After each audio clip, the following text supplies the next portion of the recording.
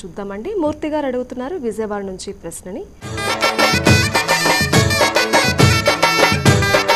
ఆషాఢ మాసంలో వారాహి నవరాత్ర ఆరాధన విశిష్టత ఏమిటి? వరాహ సంబంధమైనటువంటి అమ్మవారు కనుక ఈమెను వారాహి అంటాం.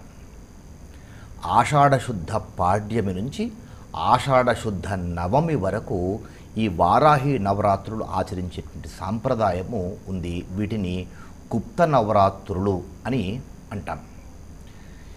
ఈ వారాహి అమ్మవారు లలితా త్రిపుర సుందరి సైన్యములో ప్రధానమైనటువంటి పాత్రను పోషించేటువంటి శత్రు సంహారిణి అవతారము ఈ వారాహి అమ్మవారు. వరాహ మూర్తికి శక్తి స్వరూపిణైనటువంటి అమ్మవారే ఈ వారాహి దేవి. అయితే శాక్తేయంలో ఈ అమ్మవారి ఆరాధన విశేషంగా చెప్తారనమాట. దశమహావిద్యలను ఆచరించేటువంటి వారు, దశమహావిద్య సాంప్రదాయాన్ని కొనసాగించేటువంటి వారు, శాక్తేయ సాంప్రదాయంలో ఉండేటువంటి వారు విశేషంగా ఈ వారాహి అమ్మవారును ఆరాధన చేస్తూ ఉంటారు.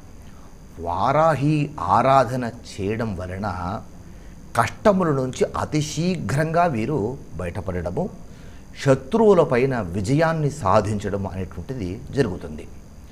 అయితే వారాహి ఆరాధన అన్ని నవరాత్రుల మాదిరిగానే ఈ ఆషాఢ శుద్ధ పాడ్యమిని మొదలుకొని నవమి వరకు ఆరాధన చేయడము.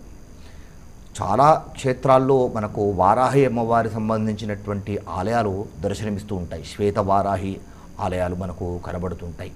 తిరుపతికి వెళ్ళేటువంటి వారైతే కనుక దగ్గరలో రాయల చెరువు దగ్గరలో ఒక శక్తిపీఠం ఉంది. వారాహి అమ్మవారి సంబంధించినటువంటి శక్తిపీఠము. దానిని సిద్ధేశ్వరానంద భారతీ స్వామి వారు స్థాపించారు. దాన్ని శక్తిపీఠంగా కొలుస్తారు. అక్కడ అమ్మవారి ఆరాధన విశేషంగా జరుగుతుంది. హైదరాబాద్లో ఎల్బీనగర్లో కూడా వారాహి అమ్మవారి యొక్క ఆలయము ఉంది. ఇలా అన్ని అమ్మవారి యొక్క ఆరాధన చేసినట్టుగానే ఈ 9 రోజుల పాటు ఈ వారాహి అమ్మవారి యొక్క ఆరాధన చేసుకోవచ్చు. ఎవరికి వారు ఇంట్లో కూడా నిర్వహించుకోవచ్చు. కలశస్థాపన చేసుకొని వారాహి అమ్మవారి యొక్క పటమును కలశానికి వెనకాతల పెట్టుకొని ఈ ఆరాధన మిగతా అమ్మవారి ఆరాధనలాగా చేసుకోవచ్చమ్మ.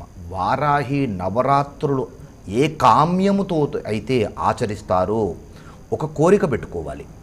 ఆ ఒక్క కోరిక నెరవేరడం కోసము ఈ వారాహి నవరాత్రులు తాము స్వయంగా కానీ తమ గోత్ర నామాల చేత కానీ ఎక్కడైనా ఈ వారాహి నవరాత్రులు జరుగుతుంటే అక్కడైనా కానీ ఎవరైతే వారాహి నవరాత్రులలో శ్రద్ధాభక్తులతో పాల్గొంటారో వారు ఆ కోరికతో చేస్తారు కనుక ఖచ్చితంగా ఆ కోరిక నెరవేరుతుంది.